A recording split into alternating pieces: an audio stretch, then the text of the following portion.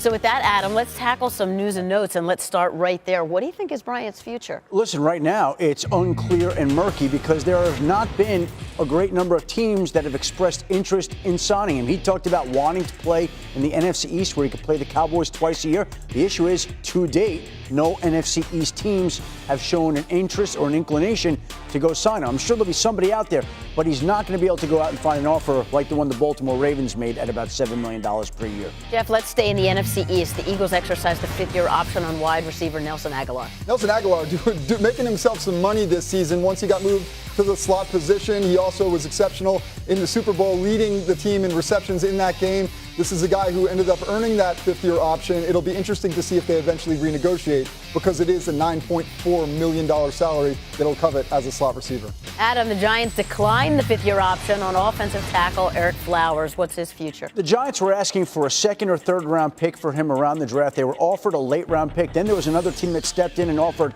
a flip-flop of choices. None of those offers were satisfactory to the Giants. Meanwhile, Eric Flowers has stayed away. In an ideal world, he'd like to be traded, but the Giants have been asking for more compensation than they've been willing to get. Look, this will be his last year with the Giants and maybe over before that. And Jeff, this might have been the most surprising, the Jags declining the option on defensive end Dante Fowler. Well, what's also surprising is I just got off the phone with Dave Caldwell, the team's general manager, and he said everybody's in a good place here, that they want him, Dante Fowler, in their future, and this is a way to get to a long-term deal. That's their ultimate goal here. They'd like to continue to keep him around, but at the number that it was going to cost them, they'd rather renegotiate now to make this a more amenable situation for the team. And finally, Adam, share with us what you tweeted on Steelers linebacker Ryan Shazier. Well, Susie, Phil Yates uncovered this before, but essentially the Steelers converted $8.26 million of his base salary this season into a signing bonus, which means that he will receive the money right away. $8.26 million right to Ryan Shazier. Doesn't have to wait.